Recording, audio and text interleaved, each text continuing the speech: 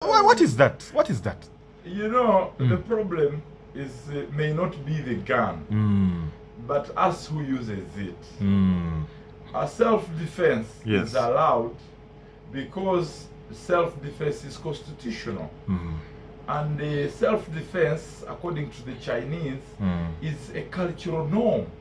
That's why they go for martial arts. And God has given us a role to protect ourselves against our enemies. That is why, even when the kings were chosen, King Solomon, King David, you realize that they were instructed by God to build self-defense to make sure people's children, the God's children, are safe. God launched them into serious wars to go and make sure that they repel their enemies, so that the Israelites are safe, the children of God are safe. So, as much as we are talking about gun, that's what we call gun violence in America. Yes. The problem is in the mindset, the culture of the people. To the extent that even, someone can even use this microphone, this tool, Yes. to be a gun. We talked about this particular one yesterday, talking about the pen versus the sword. And we were looking at where the pen has actually been so detrimental as compared to the sword. Actually, the pen is killing more people than World War I or II combined did not kill the more people than the people that we have lost since 1948 up to now. So we have huge militarization. Actually, the Global Peace Index, one of the causes of why peace is deteriorating and conflict is rising, is that since World War II, the level of conflict caused by militarization, increased budgeting of militarization, and external conflict where one country attacks another country has become, has caused the Global Peace Index to come down. Many countries have lost. So we have 78 countries trying to be in the middle there, but we have had more than 87 countries losing the show. They are actually in the red color. Do you understand? Yes. Why? Because The red zone. we have misused the gun.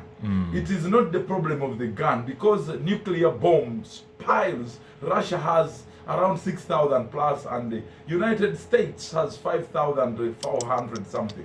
We are telling them, can you detonate all these things? Can you destroy these piles? They are saying no, because of the future threats. But now we are seeing more wars coming through drones. The countries are showing, the big countries with the nuclear. The North Koreas of this world. Yes, the Chinas. So they are saying, even with your nuclear bombs, we can make spears, and our spears is worth the nuclear bomb. Exactly. They are cheap, $1. Military might. And they can disturb a nuclear bomb to be worthless. Wow. So somehow they are more sophisticated weaponry, and the sector of militarization has become a very serious commercial sector. So war is no longer a war of revenge that you killed our children, but it is an industry that is profiteering nations. It is another sector giving employment to nations. They are seeing it as a form of foreign policy influence, that if I want to influence you, I must build very sophisticated weapons so that you fear me, so that at the UN you can depend on what I say. You first listen to what I say, and then you all vote on, you say yes because I have said yes. So somehow, because of trade, weapons have become forms of trade. So after now B12 is $2 billion. Yes. So the US sells it to some countries, and $1 trillion is just a tea. But how many cars, Toyotas, would you buy from Japan to raise that amount of money? So I am talking about a country seeing militarization as tools to control other nations, as tools to influence politically, diplomatically other nations.